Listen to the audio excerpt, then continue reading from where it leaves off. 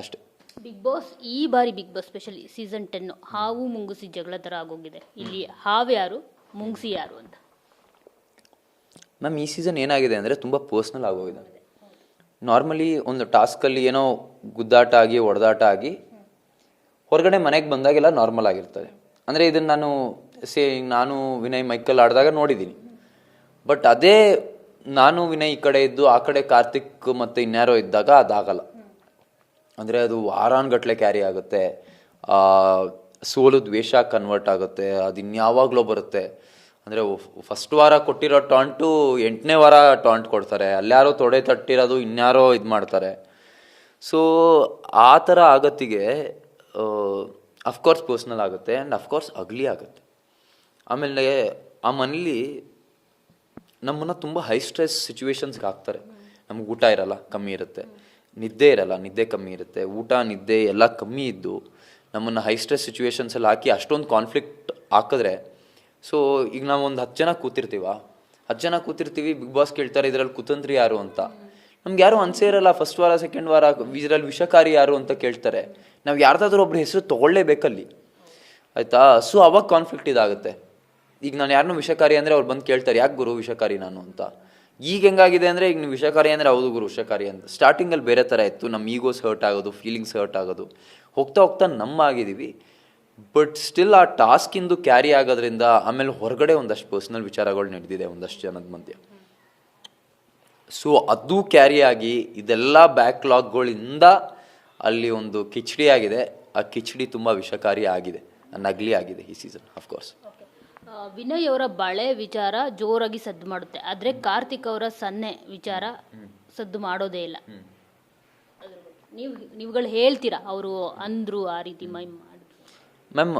ಆ ಬಳೆ ಅಂದರೆ ಅದು ಹಳ್ಳಿ ಟಾಸ್ಕಲ್ಲಿ ಆ ಕಡೆ ಮೈಕಲ್ ಇರ್ತಾರೆ, ಈ ಕಡೆ ಸಿರಿ ಮ್ಯಾಮ್ ಇರ್ತಾರೆ, ಮಧ್ಯದಲ್ಲಿ ನಮ್ರತಾ ಮತ್ತು ಕಾರ್ತಿಕ್ ಇರ್ತಾರೆ. ಇದರಲ್ಲಿ ಕಾರ್ತಿಕ್ ಅವರು ಇದನ್ನ ರಕ್ಷಕ್ ಕ್ಲಿಯರ್ ಆಗಿ ನೋಡಿದ್ದಾನೆ, ಅವ್ನು ಕ್ಲಾರಿಟಿ ಕೊಟ್ಟಿರ್ಬೋದು ನಿಮಗೆ. ಕಾರ್ತಿಕ್ ಅವರು ಮೈಮ್ ಮಾಡ್ತಾರೆ ಏನೋ ಆ ಥರ. ವಿನಯ್ ಅವರು ಅಲ್ಲಿ ಟ್ರಿಗರ್ ಆಗ್ತಾರೆ, ನಾವೇನು ಬಳೆಗಳು ತುಟ್ಕೊಂಡಿಲ್ಲ ಅಂತ. ಸೊ ನಾನು ಫಸ್ಟು ಏನು ಕ್ಲಾರಿಟಿ ಕೊಟ್ಟೆ, ನನಗೆ ವಿನಯ್ ಅವರು ಯಾವತ್ತೂ ಮಿಸಾಜಿನಿಸ್ಟ್ ಅಂತ ಅನಿಸಿಲ್ಲ.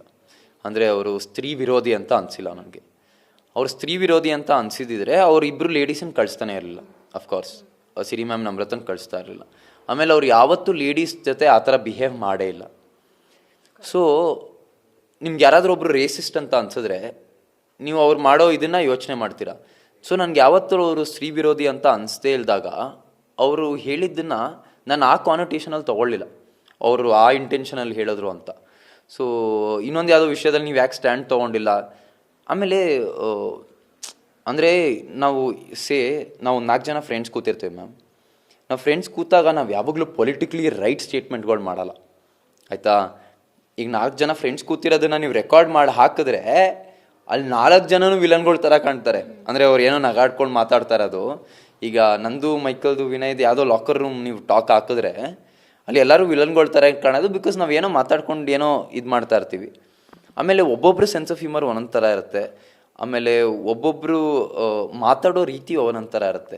ಈಗ ಹೊರಗಡೆ ಯಾರೋ ರೋಡಲ್ಲಿ ಜಗಳ ಆಡೋದನ್ನು ನೀವು ರೆಕಾರ್ಡ್ ಮಾಡಿ ಹಾಕಿದ್ರೆ ಅಲ್ಲಿ ಯಾರು ಬೇಕಾದರೂ ವಿಲ್ಲನ್ ಆಗ್ಬೋದು, ಅದನ್ನು ಯಾವ ವರ್ಡ್ ಬೇಕಾದ್ರೂ ತಗೊಂಡು ನೀವು ಅದನ್ನು ಇದು ಮಾಡ್ಬೋದು. ಸೊ ನನಗೆ ಅವತ್ತು ಅದೇ ಹೇಳಿದ್ದು, ಇವತ್ತು ಅದೇ ಹೇಳಿದ್ದು, ವಿನಯ್ ಮಿಸಾಜಿನಿಸ್ಟ್ ಅಲ್ಲ. ವಿನಯ್ ಆ ಇದರಲ್ಲಿ ಹೇಳಿಲ್ಲ, ಅದನ್ನು ಎಲ್ಲೋ ಫ್ಲೋಲ್ಲಿ ಅವರಿಂದ ಬಂದಿದೆ, ಅದು ತಪ್ಪೆ. ಅಂದರೆ ಆ ಥರ ಮಾತುಗಳು ಬರಬಾರ್ದು. ಆ ಮಾತು ಬಂದಿದೆ ಆ್ಯಂಡ್ ಆ ಮಾತು ಬಂದಿರೋದ್ರಿಂದ ಅವರು ಆದಷ್ಟು ಅದಕ್ಕೆ ಪೇ ಮಾಡಿದ್ದಾರೆ ಮ್ಯಾಮ್. ಅವ್ರ ಜೊತೆ ಅವ್ರ ಫ್ಯಾಮಿಲಿನೂ ಪೇ ಮಾಡಿದ್ದಾರೆ ಆ ಪ್ರೈಸ್. ಅವ್ರ ಮಗ ಪೇ ಮಾಡಿದ್ದಾರೆ, ಸ್ಕೂಲ್ಗೆ ಹೋಗೋಕೆ ಆಗ್ತಾಯಿಲ್ಲ, ಅವ್ರ ಮಗಂಗೆ ಪ್ರಾಬ್ಲಮ್ ಆಗ್ತಾಯಿದೆ. ಆ್ಯಂಡ್ ಅವ್ರ ವೈಫ್ ಪೇ ಮಾಡಿದ್ದಾರೆ ಆ್ಯಂಡ್ ಕಲ್ಲು ಹೊಡಿತಾ ಇದ್ದಾರೆ ಅವ್ರ ಕಾರ್ಗೆ, ವಿನಯ್ ಅವ್ರ ಕಾರ್ಗೆ. ಒಬ್ಬ ಮನುಷ್ಯ ಅದಕ್ಕಿಂತ ಇನ್ನೇನು ಪ್ರೈಸ್ ಪೇ ಮಾಡೋಕ್ಕಾಗುತ್ತೆ. ಸೊ ಐ ಥಿಂಕ್ ಅದನ್ನು ಬಿಟ್ಟು I think we should move on. ಎಲ್ಲರಿಂದ ಮಿಸ್ಟೇಕ್ಸ್ ಆಗುತ್ತೆ. ಅಂದರೆ ನಮ್ಮ ಕರ್ನಾಟಕ ಜನತೆ ಅದಕ್ಕಿಂತ ದೊಡ್ಡ ತಪ್ಪು ಮಾಡಿರೋರನ್ನ ಕ್ಷಮಿಸಿದೆ ಅಂದರೆ ಅದೊಂದು ಯಾವುದೋ ಫ್ಲೋಲ್ಲಿ ಬಂದಿರೋ ಮಾತನ್ನ ಕ್ಷಮಿಸ್ತಾರೆ ಅಂತ ಅಂದ್ಕೊಂಡಿದೆ. ಸೊ